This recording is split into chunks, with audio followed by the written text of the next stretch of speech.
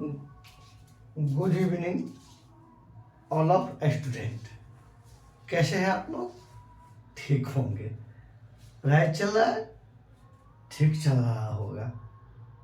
अच्छा से पढ़ाई कीजिए, नोट बनाइए और जो प्रश्न पूछे जा रहे हैं उनका जवाब दीजिए। प्रश्न आप लोग नहीं नोट बना रहे हैं, पछताइएगा आप लोग। इसलिए करके सब कुछ छोड़ करके अपना नोट बनाते चलिए, कम से कम हमारे साथ, तब जाकर के आपकी भला होगा। वैसे भला होने वाला नहीं है। इसी लेकर के कम से कम आप, हम इतना मेहनत कर रहे हैं आप लोग, चलिए आपका मर्जी है, आप देख तो जितना आप मेहनत कीजिएगा उतना आप आगे चलिएगा जाइएगा। तो चलिए आज का सेशन है महत्वपूर्ण जीके एंड जीएस। मतलब जितने भी महत्वपूर्ण क्वेश्चन आपको एग्जाम में पूछे जाएंगे, जो काफ़ी हिट क्वेश्चन है, मैं उनको लेकर के आया हूँ। तो चलिए आज का सेशन देखते हैं। तो सेशन जो है आगे लिखा हुआ है, आइए आगे चलते हैं। इसको पहले मिटाने दीजिए। उसी के बाद कहता रख हौसला हो मंजर भी आएगा, आप प्यासे के पास चल समुंदर भी आएगा, थक कर न बैठ ए मंजिल के मुसाफिर, मंजिल में मिलेगी मिलने का मजा भी आएगा। तो चलिए आइए आज अपना सब शुरू करते हैं। तो सबसे पहले अपना सब आज शुरू करते हैं, आइए, कि सर्वप्रथम अपना इंडिया को जो है ना, भारत को सर्वप्रथम, भारत को हिंदुस्तान ईरानियों ने कहा था। किसने कहा था? ईरानियों ने भारत को सर्वप्रथम हिंदुस्तान कहा था। किसने कहा था? ईरानियों ने। देखिए,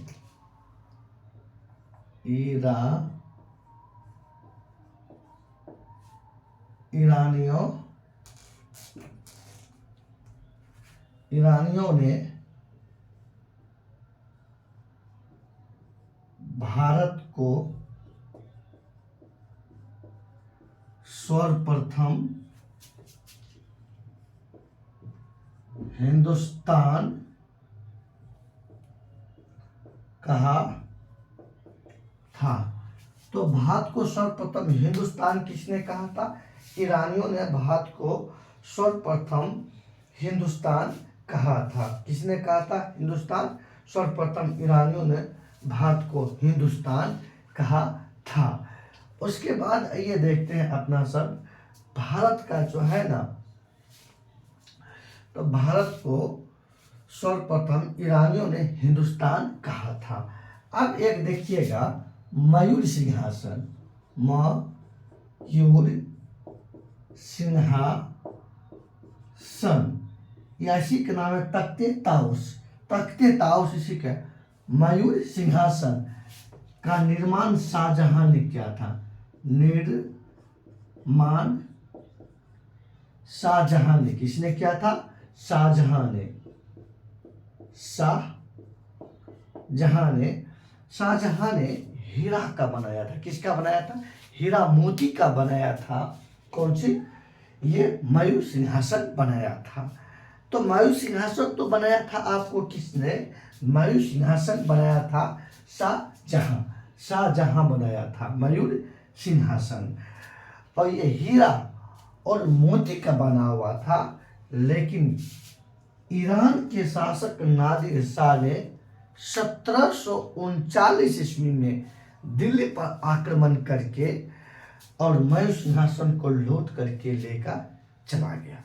तो आइए ध्यान देते हैं अपना सब कि जो है ना, इस मयूर सिंहासन को, मयूर सिंहासन को 1739 ईस्वी में ईरानी शासक नादिर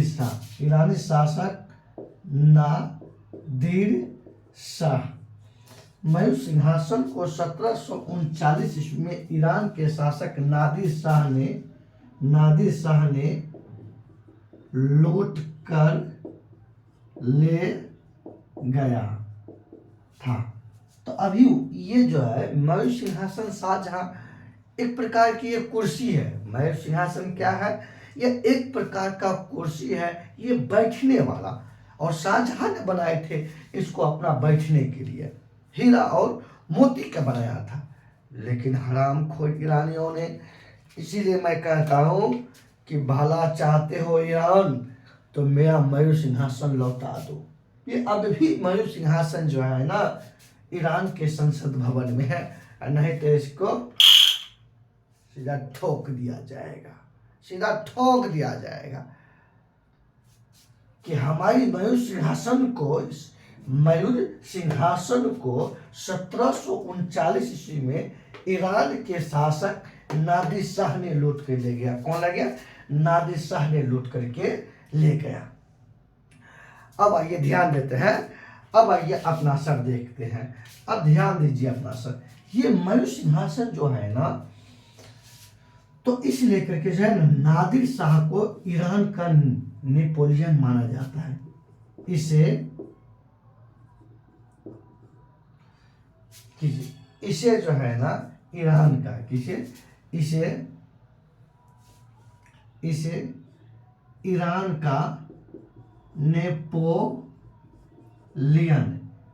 का नेपोलियन माना जाता है। किसे माना जाता है? नादिर शाह को। इसी वजह से प्रसन्न हो करके। अब उसके बाद आइए देखते हैं ताजमहल। ताजमहल आगरा में है। आगरा में स्थित है। ताजमहल कहाँ स्थित है? आगरा में। इस ताजमहल को भी बनाया था किसने? शाहजहां ने बनाया था।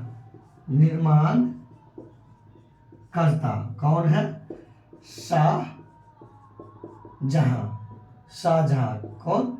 शाहजहां अपने बीबी मुमताज बेगम के याद में उनके कब्र के ऊपर शाहजहां ने ताजमहल का निर्माण किया था। तो ताजमहल का किसने निर्माण किया था? तो शाहजहां ने। ताजमहल कहाँ है? आगरा में है। तो आप लोग बताइए आगरा को किसने बसाया था? हम बता चुके हैं। अगर ये क्वेश्चन का जवाब नहीं देते हैं तो पढ़ना छोड़ दीजिए, आप लोग बेकार पढ़ते हैं आप लोग। बताइए आगरा का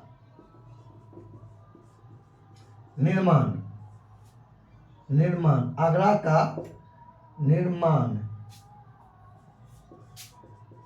किसने किया था? आप लोग कमेंट सेक्शन में आंसर दीजिए। आगरा का निर्माण किसने किया था? आप लोग कमेंट सेक्शन में आंसर दीजिए। समझ गए ना?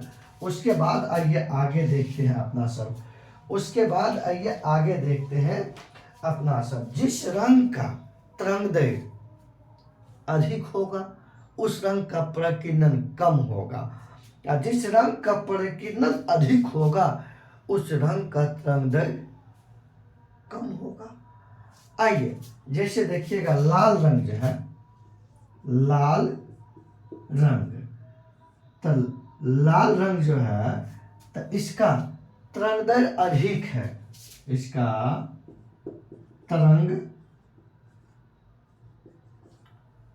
तरंगदैर्घ्य किसका? लाल रंग का तरंगदैर्घ्य अधिक है। क्या है? अधिक है।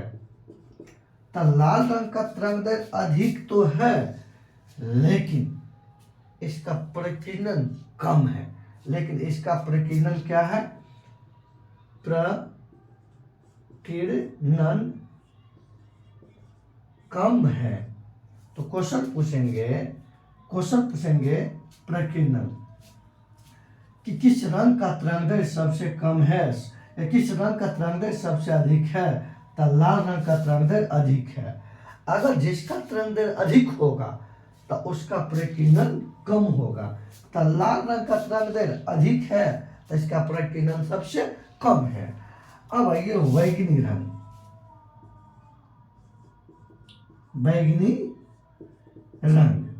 बैंगनी रंग का क्या है? तरंगदैर्घ्य कम है तो प्रकीर्णन अधिक है। आइए इसका जो है इसका तरंगदैर्घ्य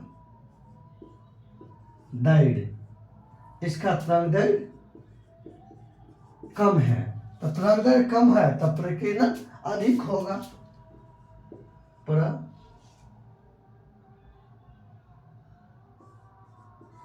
प्रकीर्णन अधिक है। ध्यान दीजिएगा कि लाल रंग का तरंग दैर्घ्य अधिक है तो प्रकीर्णन कम है, और बैंगनी रंग का तरंग दैर्घ्य कम है तो इसका प्रकीर्णन अधिक है। ये मेरे बच्चों बड़ी विभियाई है, बड़ा महत्वपूर्ण है, एग्जाम में बड़ा पूछे जाते हैं। इसलिए कि चलिए स्क्रीनशॉट लीजिए इसको और तब आगे चलते हैं अपना सब। इसका स्क्रीनशॉट ले लीजिए, आगे चलते हैं। इस प्रकार से आप लोग भी अपना बनाते चलिएगा नोट, और अच्छी तरह से देखिए। ये एग्जाम डायरेक्ट ये सब क्वेश्चन आपके पेपर में देखने को मिल जाएगा। इसका नाम है क्या, मतलब पूरा हिट स्टैटिक जीके है आपका, और इससे काफ़ी आपका मजबूत हो जाएगी। बहुत सा ढेर सारा कम समय में बहुत सा जानकारी आपको हासिल हो जाएंगे। तो आइए अब आगे देखते हैं अपना सब, आगे देखते हैं।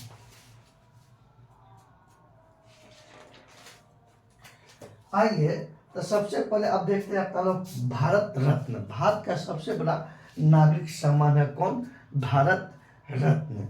तो अब आइएगा, भारत रत्न है और भारत रत्न की शुरुआत हुआ था 1954 ईस्वी में। मैं पिछले वीडियो में बता चुका हूँ, इसलिए कि मैं बोल देता हूँ। अब आइए देखते हैं खान अब्दुल गफ्फार, खान अब्दुल गफ्फार खान। आइए, खान अब्दुल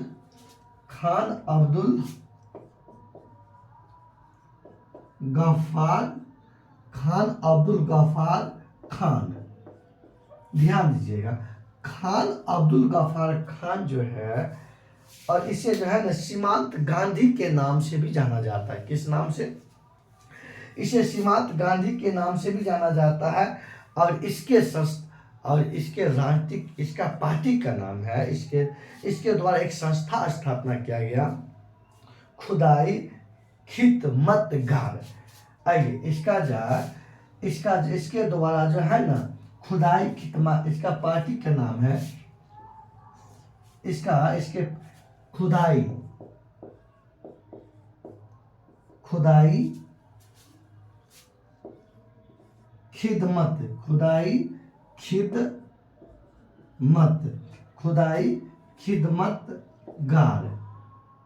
खुदाई खिदमतगार जो है, इसकी स्थापना जो है, ये संस्था, ये स्थापना, इसका जो है इसका स्थापना किया था किसने, ये खान अब्दुल गफ्फार खान, या खान अब्दुल गफ्फार खान के द्वारा खुदाई खिदमतगार। इसका जो है, इस संस्था का जो है ना, ये संस्था है क्या, ये संस्था है। इस संस्था का जो है ना स्थापना किसने किया, खान अब्दुल गफ्फार खान ने किया। आप समझिएगा, तो खान अब्दुल गफ्फार खान जो है, अब आइए इसके द्वारा जो है ना, मतलब समझिएगा, इसमें जो भी शामिल था, खुदाई खिदमतगार में जो भी शामिल था, सब लाल रंग का कुर्ता पहनता था, सब लाल रंग का कुर्ता पहनता था। तो इनके द्वारा मतलब मान लिया गया कि उसे लाल कुर्ती आंदोलन के नाम से भी जाना गया। इसे जो है ना लाल कुर्ती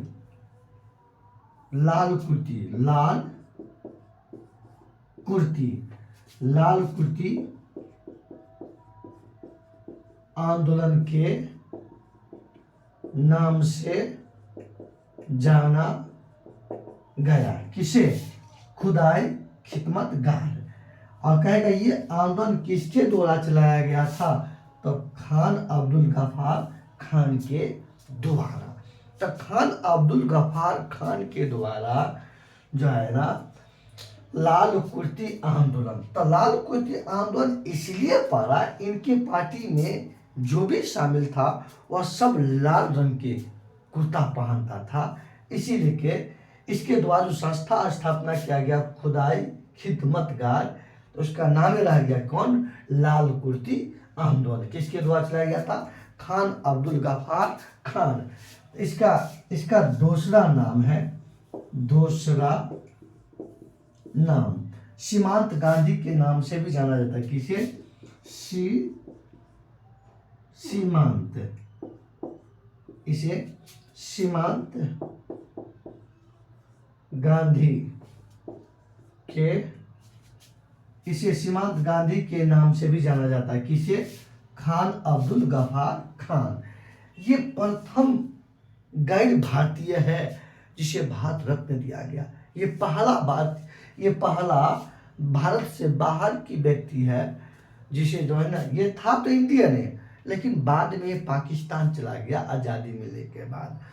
तो इसी लेकर के ये प्रथम गैर भारतीय है जिसे भारत रत्न पुरस्कार दिया गया।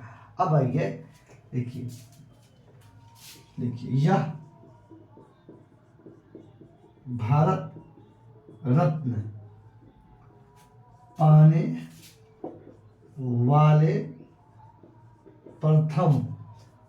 वाले प्रथम गैर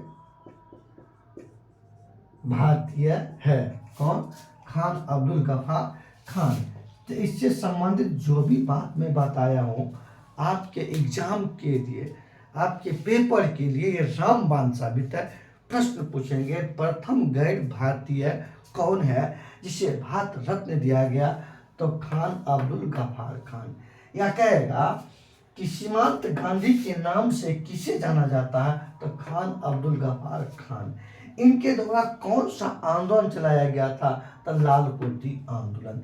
इनके द्वारा कौन सा संस्था स्थापना किया गया था, खुदाई खिदमतगार। ये इनके लिए महत्वपूर्ण है। समझिए मेरे प्यारे बच्चों, ये काफ़ी एग्जाम के दृष्टिकोण से काफ़ी पावरफुल है। उसके बाद अब आइए अपना सब देखते हैं। उसके बाद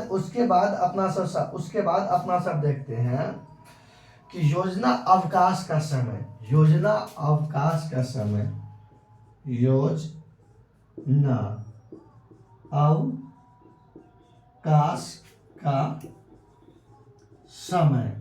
योजना अवकाश का समय 1966 से, योजना अवकाश के समय था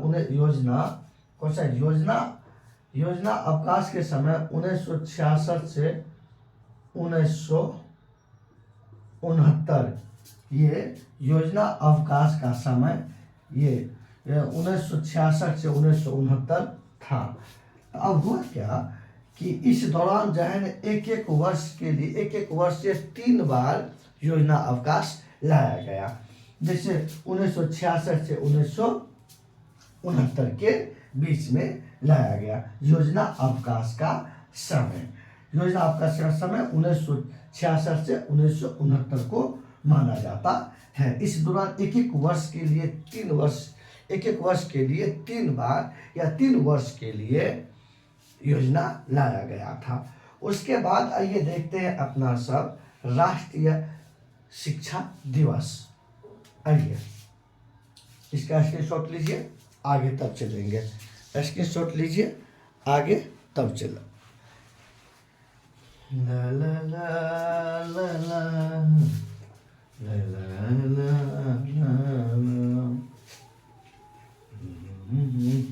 आइए आप लोग से क्वेश्चन है। अब आप लोग पहले 5 क्वेश्चन का, अच्छा क्वेश्चन का जवाब दीजिए जो मैं पीछे पढ़ा चुका हूँ। अगर मैं पीछे बता दिया हूँ तो आप लोग का दायित्व बनता है कि आइए कि लेंस की क्षमता, पहला प्रश्न लिखिए, लेंस की क्षमता किससे मापा जाता है? लेंस की क्षमता किससे मापा जाता है? पहला पॉइंट। दूसरा प्रश्न है, आइए दूसरा प्रश्न आपसे हम दे रहे हैं कि आइए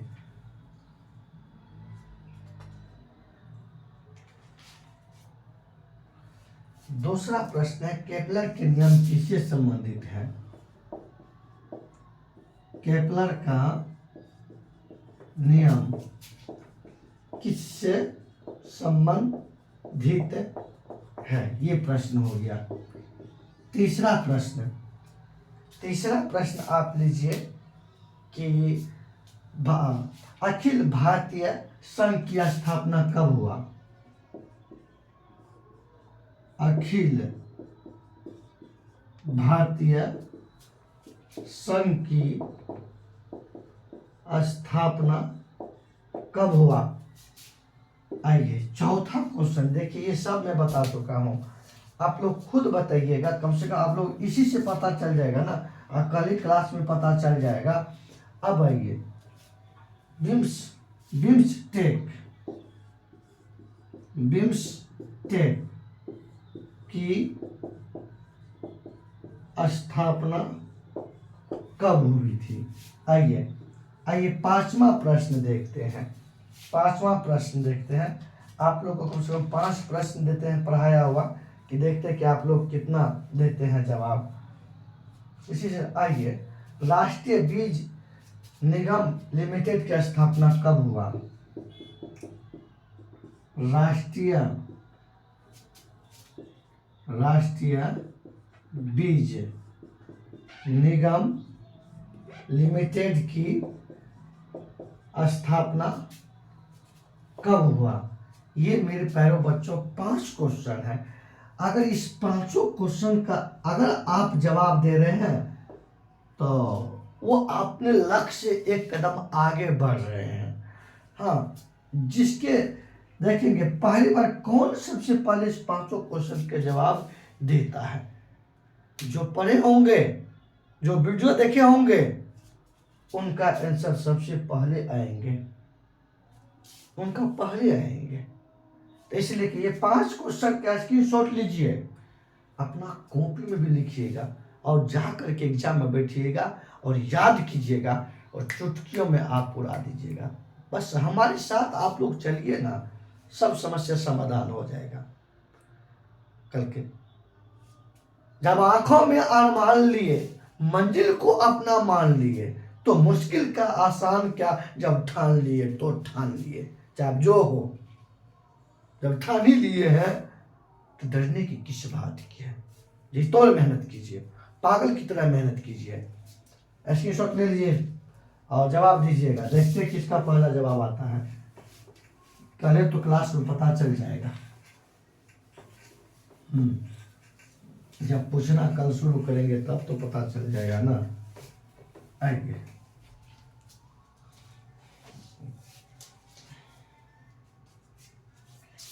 आइए अपना सब आगे देखते हैं। अब देखते हैं राष्ट्रीय शिक्षा दिवस कब मनाया जाता है। देखिएगा, राष्ट्रीय शिक्षा दिवस, तो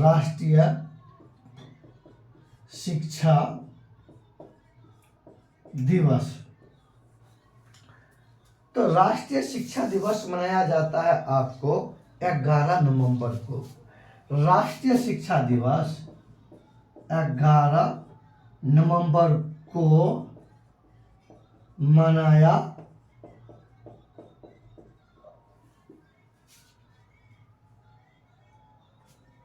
आइए ध्यान दीजिए, तो 11 नवंबर को राष्ट्रीय शिक्षा दिवस मनाया जाता है। कब? 11 नवंबर को।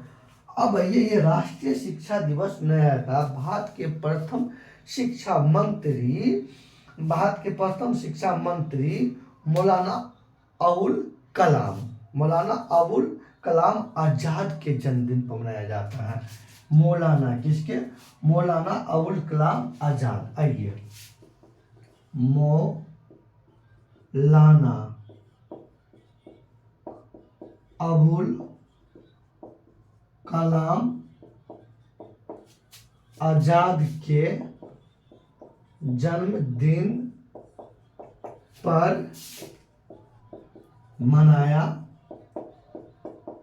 जाता है। और ये मौलाना अबुल कलाम आजाद जो है, ये मौलाना अबुल कलाम आजाद ये भारत के प्रथम शिक्षा मंत्री हैं। देखिए ये जो है ये भारत का प्रथम शिक्षा मंत्री था। कौन? अबुल कलाम आजाद। और ये अबुल कलाम आजाद जो है ना, अबुल कलाम आजाद कांग्रेस के सबसे लंबा समय तक अध्यक्ष पद पर रहा था। और ये कांग्रेस के सबसे युवा अध्यक्ष भी अबुल कलाम आजाद ने यही बना था। देखिए ये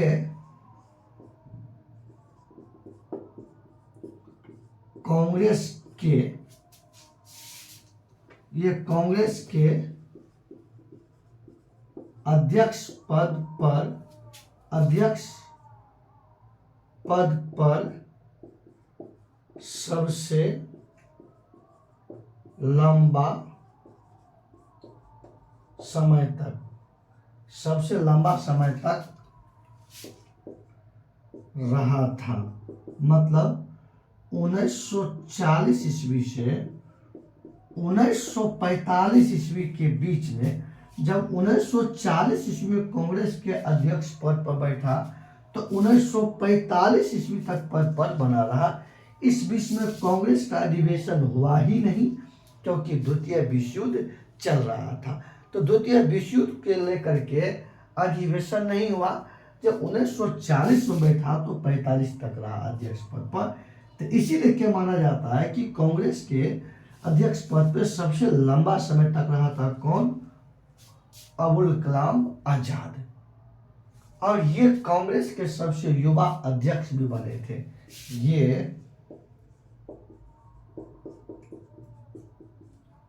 कांग्रेस के सबसे युवा अध्यक्ष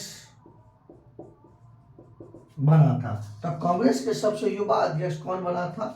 अबुल कलाम आजाद। ये कांग्रेस का सबसे युवा अध्यक्ष बना था। कौन बना था? अबुल कलाम आजाद। तो आप लोग कमेंट सेक्शन में आंसर दीजिएगा कि कांग्रेस के प्रथम महिला अध्यक्ष कौन बना। कांग्रेस के प्रथम महिला अध्यक्ष, क्योंकि मैं बता चुका हूं, तो आपके लिए प्रश्न है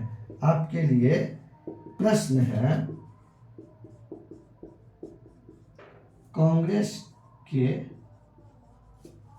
प्रथम महिला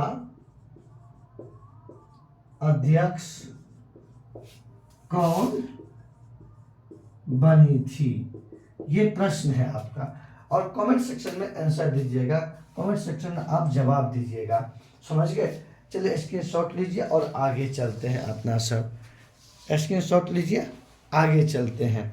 अब देखिए, ये आप मत देखिएगा कि लंबा हो रहा है वीडियो, पर ये देखिएगा कि मैटर कितना अच्छा मिल रहा है और ये आपके एग्जाम के लिए कितना वरदान साबित होगा, ये आपको भी इस बात का नहीं पता। ये मैं जानता हूँ कि मैं ये क्या लेकर के आ रहा हूँ, पर आप करते जाइए। हम जो दे रहे हैं आप बनाते जाइए और रिवाइज करते जाइए, और एग्जाम में बैठिएगा तब जा कर के मेरी इस बात का याद आएगा। मेरे बच्चों, अभी नहीं समझ में आ रहा है ना, वक्त आ रहा है। जब मैं आपके लिए इतना कर रहा हूँ तो आपको भी करना पड़ेगा।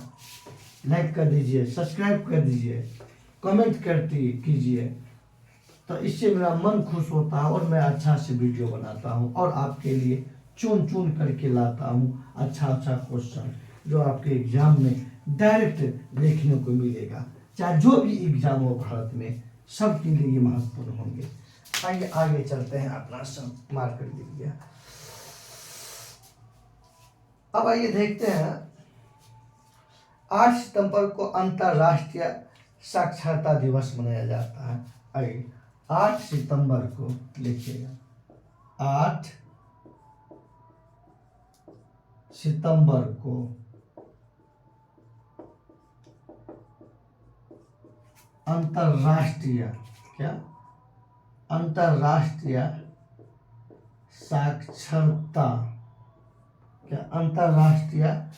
साक्षरता दिवस मनाया जाता है। समझ गए? तो 8 सितंबर को अंतर्राष्ट्रीय साक्षरता दिवस मनाया जाता है। क्या मनाया जाता? अंतर्राष्ट्रीय साक्षरता दिवस मनाया जाता है। अब आइए आगे चलते हैं अपना सब कि पुरंदर की संधि कब हुआ। कौन सा? पुरंदर की संधि। आइए, कौन सा संधि? पुरंदर। पुरंदर की संधि। तो मेरे प्यारे बच्चों, पुरंदर की संधि 1665 ईस्वी में हुआ था। 1665 ईस्वी में पुरंदर की संधि हुआ था। तो पुरंदर की संधि कब हुआ था?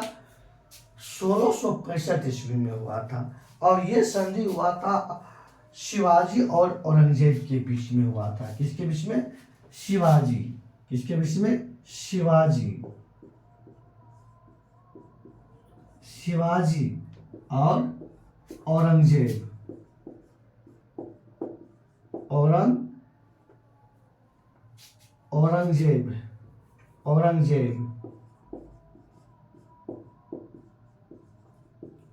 औरंगजेब के बीच में हुआ था। तो पुरंदर की संधि 1665 ईस्वी में हुआ था। शिवाजी और औरंगजेब के बीच में हुआ था। अब आइए, मतलब मुगल का सबसे बड़ा दुश्मन था मराठा। और मराठा साम्राज्य का संस्थापक था कौन? शिवाजी था। अब ये शिवाजी था। इसे देखिएगा, ये जो है ना मराठा साम्राज्य का संस्थापक, मराठा साम्राज्य का संस्थापक। मराठा साम्राज्य का संस्थापक कौन था? शिवाजी था। तो मराठा साम्राज्य का संस्थापक कौन था? शिवाजी था। तो आप लोग बताइएगा, यहाँ क्वेश्चन दे रहे हैं कि मुगल वंश का संस्थापक किसे माना जाता है? मुगल वंश का संस्थापक कौन था? बताए हैं ना, लिखाए कि नहीं? बताए भी है, लिखाए भी है। अगर इस प्रकार की बताने के बाद, लिखाने के बाद अगर आप प्रश्न का जवाब नहीं दे रहे हैं तो सोचिए आप बेकार पढ़ रहे हैं। आप पढ़ नहीं रहे, आप टाइम को बर्बाद कर रहे हैं, समय का महत्व नहीं दे रहे हैं। तो इसी लेकर के पढ़िए, मन से पढ़िए और जवाब दीजिए। अब आइए आगे देखते हैं। आयरन पैराइट्स को बेवकूफ सोना माना जाता है। आयरन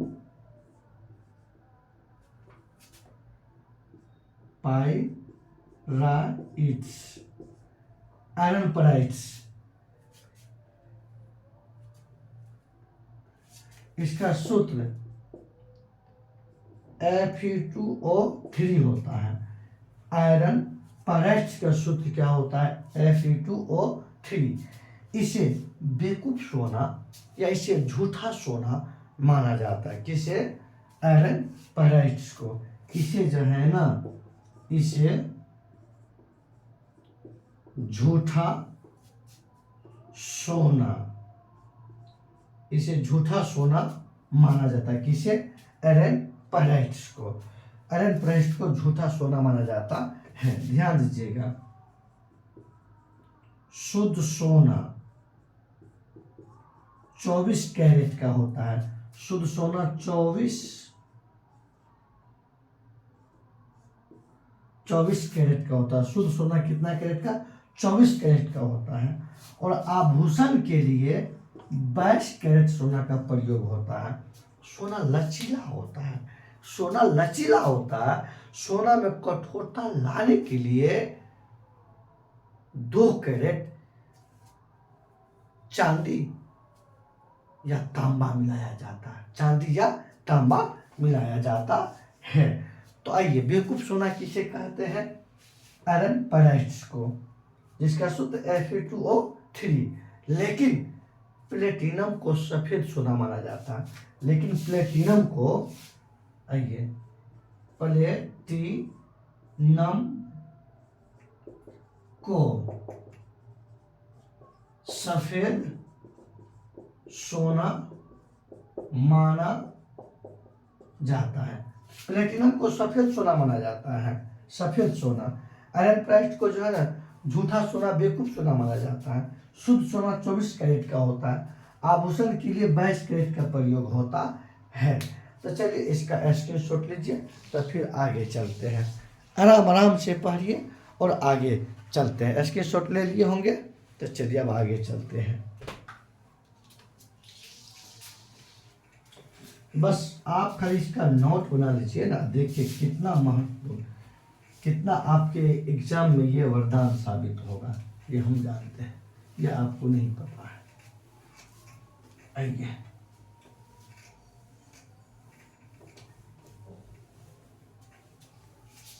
आइए अब आगे चलते हैं अपना सब कि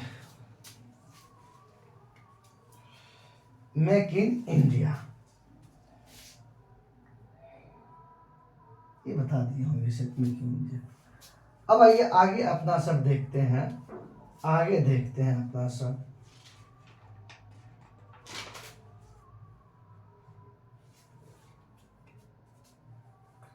नाथपा झाड़ी परियोजना,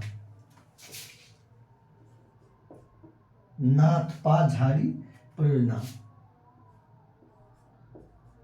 नाथपा झाड़ी, नाथपा, नाथपा झाखड़ी होता है, नाथपा झाखड़ी परियोजना। देखिए, नाथपा झाखड़ी परियोजना, तो नाथपा, नाथपा झाड़ी परियोजना। तो नाथपा झाड़ी परियोजना जो है ये सतलज नदी पर स्थित है, सतलज नदी पर स्थित है। कहाँ? सतलज नदी पर। नाथपा झाड़ी परियोजना कहाँ स्थित है? सतलज नदी पर स्थित है। और ये आता है हिमाचल प्रदेश के अंतर्गत, हिमाचल प्रदेश के अंतर्गत। तो हिमाचल प्रदेश के अंतर्गत नाथपा झाड़ी परियोजना स्थित है। आइए, दुलहस्ती परियोजना, दुलहस्ती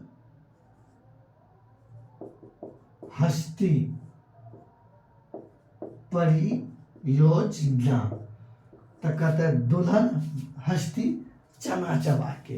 तो दुल्हन हस्ती चना चबा के, तो मतलब दुलहस्ती परियोजना चेनाब नदी पर स्थित है। दुलहस्ती परियोजना चेनाब नदी पर स्थित है। कहाँ स्थित है? चेनाब नदी पर स्थित है। अब आइए देखते हैं, अब आइए आगे देखते हैं अपना सब, आगे देखते हैं।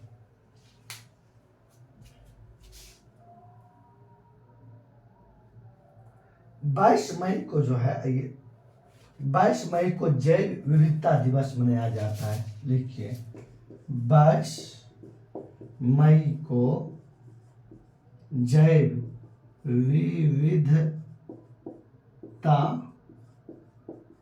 दिवस मनाया जाता है। 22 मई को जैव विविधता दिवस मनाया जाता है। आइए उसके बाद आइए अपना सब आगे देखते हैं, उसके बाद आइए अपना सब आगे देखते हैं कि आवृत्ति की SI मात्रक हर्ट्ज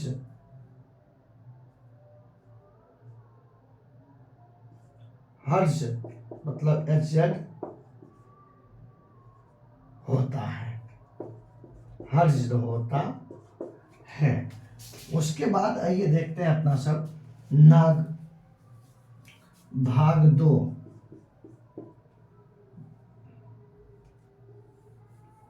आइए उसके बाद भाग 2 में देखेंगे, डायरेक्ट देखेंगे अपना सब जो है ना भाग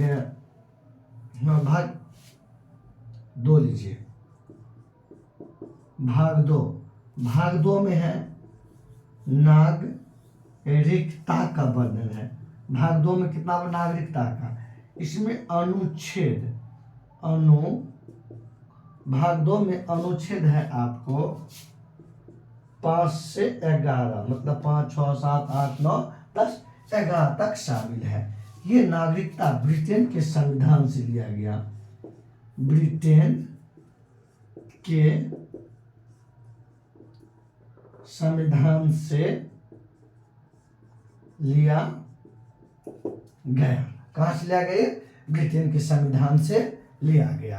नाथपा झाकरी परियोजना सतलज नदी पे हिमाचल प्रदेश के अंदर। दुल्हस्ती परियोजना चेनाब नदी पर स्थित है। 22 मई को जैव विविधता दिवस मनाया जाता है। आवृत्ति का स्मृति मात्रक हर्ष होता है। भाग 2 में नागरिकता का वर्णन है जो ब्रिटेन के संविधान से लिया गया है, और ये जो है अनुच्छेद इसमें 5 से 11 तक शामिल किया गया है। तो चलिए आप लोग स्क्रीनशॉट लीजिए, फिर आगे चलते हैं। इसका स्क्रीनशॉट लीजिए और अच्छा से पढ़ेंगे अपना सब, एकदम टेंशन फ्री होकर के स्क्रीनशॉट लीजिए जल्दी से आप लोग।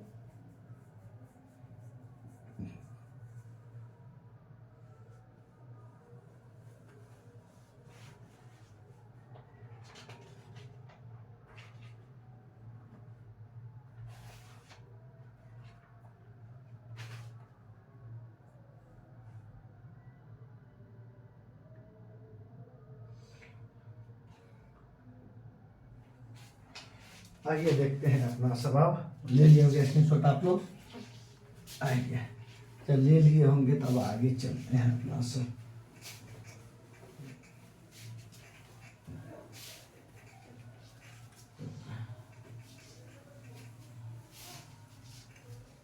आइए अब अपना सब देखते हैं। मार्क खा रही थी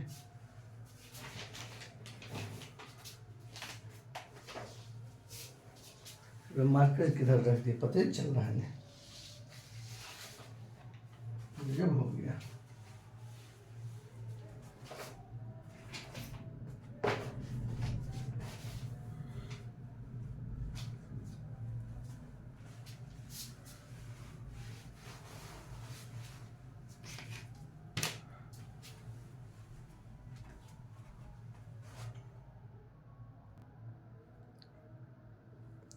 आइए देखते हैं अपना सब।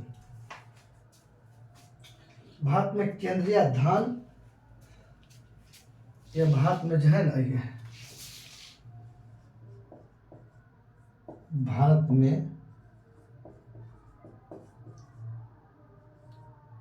केंद्रीय धान, भारत में केंद्रीय धान अनुसंधान, भारत में केंद्रीय अनुसंधान, भारत में केंद्रीय धान अनुसंधान केंद्र कटक मतलब ओडिशा में स्थित है। कहाँ स्थित है? ओडिशा में स्थित है। कहाँ स्थित है? ओडिशा में स्थित है।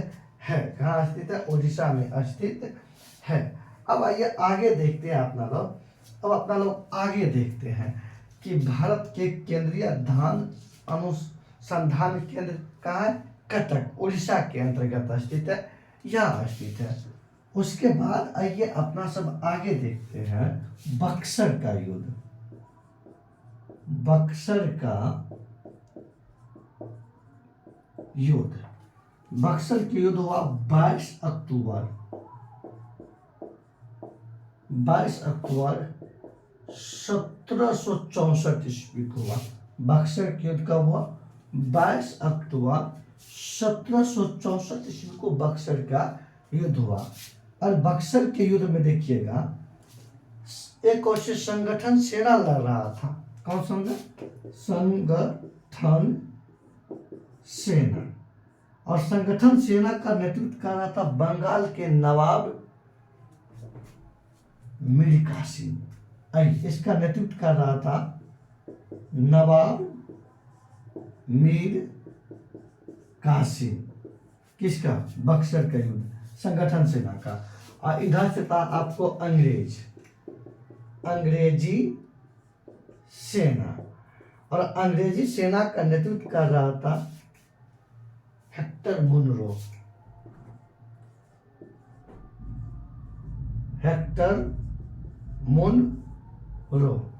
तो अब देखिएगा सबसे बड़ी बात है इसमें जो है संगठन सेना की हार हुई, ये हारे, और अंग्रेजी सेना को विजय प्राप्त हुई, ये जीते। लेकिन देखिए बक्सर का युद्ध को युद्ध माना जाता है। बक्सर का युद्ध हुआ तो 22 अक्टूबर 1764 ईस्वी को हुआ। और इस युद्ध में अंग्रेजों को विजय प्राप्त हुई और अंग्रेजी सेना का नेतृत्व कर रहा था हेक्टर मुनरो ने। और हेक्टर मुनरो के नेतृत्व में अंग्रेजों ने बक्सर के युद्ध जीत लिया और यही युद्ध ने हमें गुलाम बना लिया। इस युद्ध की हार ने हमारे हथेली पर जो अंग्रेजों ने जो दास्तां का शब्द लिखा वो आज़ादी के बाद ही मिटाया गया, 1947 के बाद ही मिटाया गया। समझ गए ना? इसी युद्ध में अपना लोग गुलाम बने थे। और इस युद्ध के हारने के बाद बंगाल पर अंग्रेजों को पूर्ण अधिकार हो गया। बंगाल, बिहार, उड़ीसा पर अंग्रेजों का पूर्ण अधिकार हो गया। समझ गए ना? पूर्ण अधिकार हो गया। और उसके बाद आइए अपना सब आगे देखते हैं। उसके बाद अपना सब अगर का आंधी तूफान आने वाला है, कहीं वीडियो के ही समाप्त नहीं करना पड़ जाए। आइए फटाफट लिख लेते हैं। अब आगे अपना सब यहाँ देखते हैं। आइए कि न्यूटन के प्रथम गति के नियम से बल का परिभाषा मिलता है। बल का परिभाषा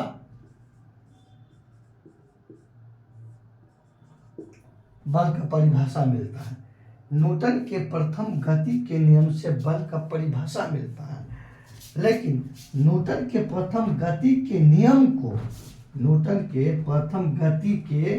नियम को गैलीलियो का नियम भी कहा जाता है। किसका नियम? गैलीलियो का नियम भी कहा जाता है। गैलीलियो का नियम भी कहा जाता है। अब आइए इसे जड़त्व का नियम भी कहा जाता है। किसके? न्यूटन की गति के प्रथम नियम को जड़त्व का नियम कहा जाता है या गैलीलियो का नियम कहा जाता है। इससे बल का परिभाषा मिलता है। इससे किसका परिभाषा मिलता है? बल का परिभाषा मिलता है। तो चलिए आप लोग स्क्रीनशॉट लीजिए। मौसम गड़बड़ा रहे हैं कि वीडियो को एंड ना करना पड़ जाए यहीं पे। आइए स्क्रीनशॉट ले लिए होंगे। आइए आगे चलते हैं अपना सब।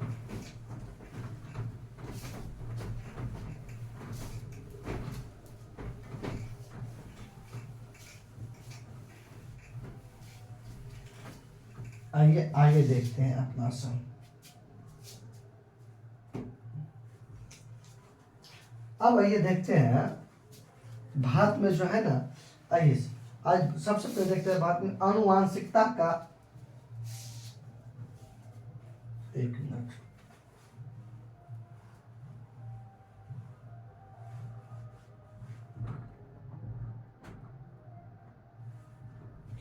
आइए आनुवांशिकता का जनक।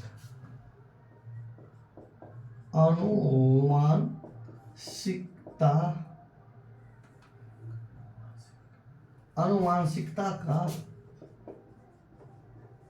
जनक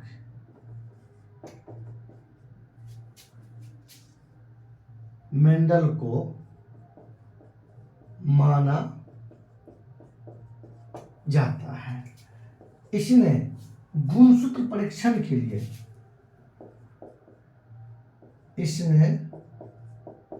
गुण सूत्र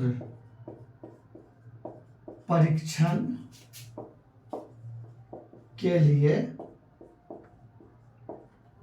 मटर के पौधा का प्रयोग किया था। आनुवंशिकता का पिता मेंडल को माना जाता है और मेंडल ने गुणसूत्र परीक्षण के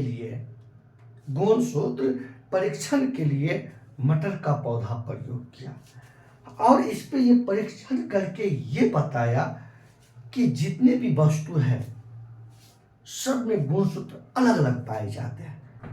जैसे अपना मनुष्य है, मनुष्य में टोटल 46 गुणसूत्र पाए जाते हैं और गुणसूत्र जोड़ा में पेयर में पाए जाते हैं, मतलब 23 जोड़ा।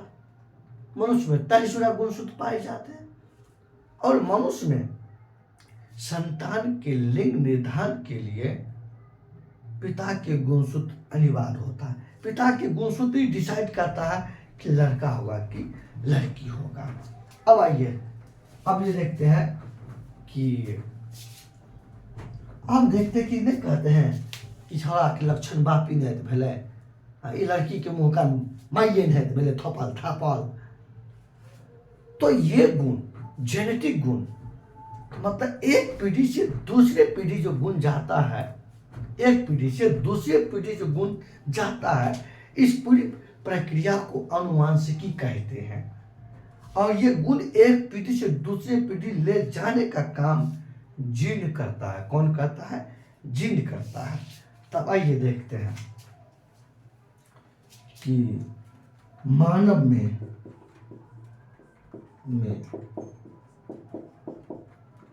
गुणसूत्र 23 जोड़े या कुल 46 23 जोड़े या कुल 46 पाए जाते हैं मनुष्य में। अब ये देखते हैं संतान के लिंग निर्धारण के लिए पिता का गुणसूत्र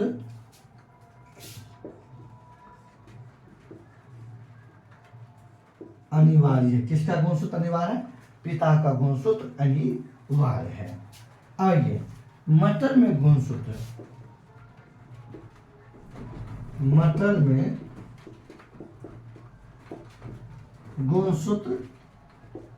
14 पाए जाते हैं। नींबू में गुणसूत्र आपको 18 या 36, 18 दूना 36 कर सकते हैं दूना, या इसमें 18 या 36 नींबू में पाए जाते हैं गुणसूत्र। ये सबसे अधिक गुणसूत्र टेरिडोफाइटा में, टेरिडोफाइटा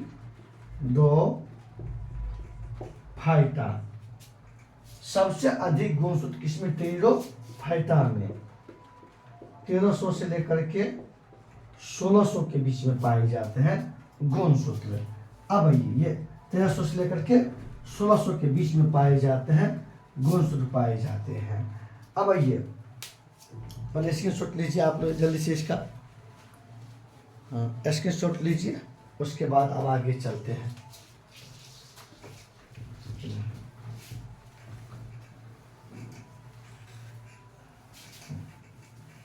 आगे चलते हैं अपना सब।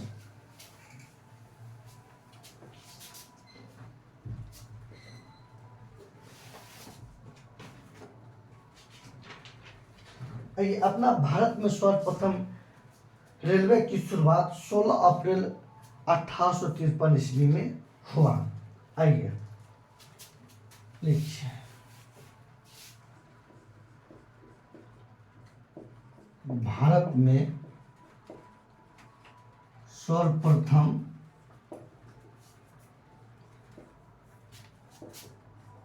रेलवे की शुरुआत 16 अप्रैल शुरुआत 16 अप्रैल 1853 ईस्वी को हुई। तो भारत में रेलवे की शुरुआत कब हुई थी? 16 अप्रैल 1853 ईस्वी को। इसलिए कि 16 अप्रैल को रेलवे दिवस मनाया जाता। कौन सी दिवस मनाया जाता? रेलवे दिवस मनाया जाता है। तो अब मान लेते हैं कौन से गवर्नर जनरल के समय में या किस गवर्नर जनरल के समय में भारत में रेलवे की शुरुआत हुआ। तो जिसके समय में रेलवे की शुरुआत हुआ उसे रेलवे का जनक माना जाता है। तो आइए, लॉर्ड डलहौजी, लॉर्ड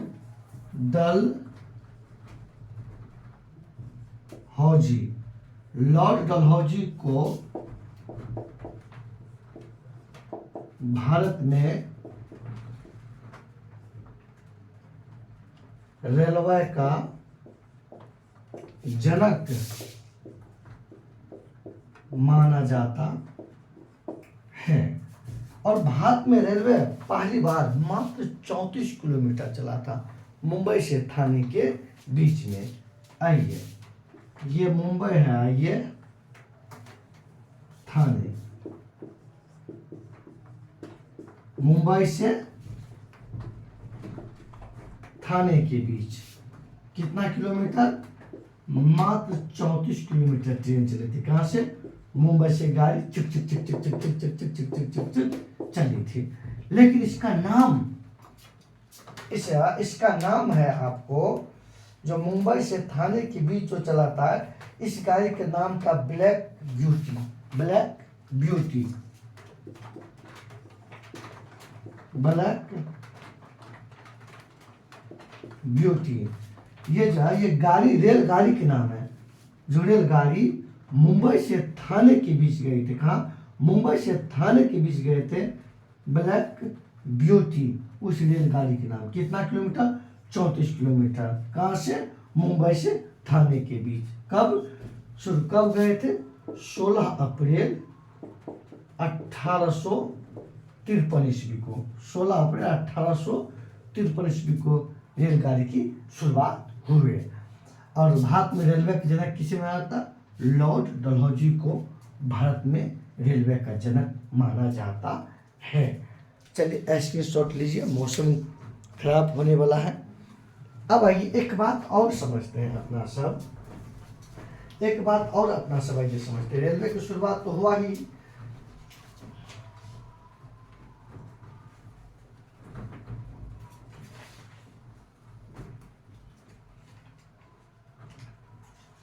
अब आइए यही पे आइए एक बात और समझते हैं। इसी को जो है ना, भारत में इसी के समय में डाक सेवा की शुरुआत हुआ था। भारत में इसी के समय में डाक सेवा शुरुआत भी हुआ था। और लॉर्ड डलहौजी को जो है ना, लॉर्ड डलहौजी को व्याप्तगत सिद्धांत के लिए जाना जाता है। किसके लिए? व्याप्तगत सिद्धांत के लिए जाना जाता है।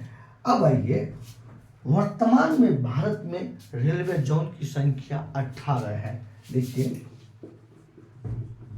वर्तमान में भारत में रेलवे जोन की संख्या कितना है? 18 है। वर्तमान में भारत में रेलवे जोन की संख्या कितना है? 18 है। कितना है? 18 है। उसके बाद अब आइए अपना सब आगे एक लाइन और देखते हैं कि भारत में रेलवे बोर्ड की स्थापना लॉर्ड कर्जन के समय में हुआ। आइए,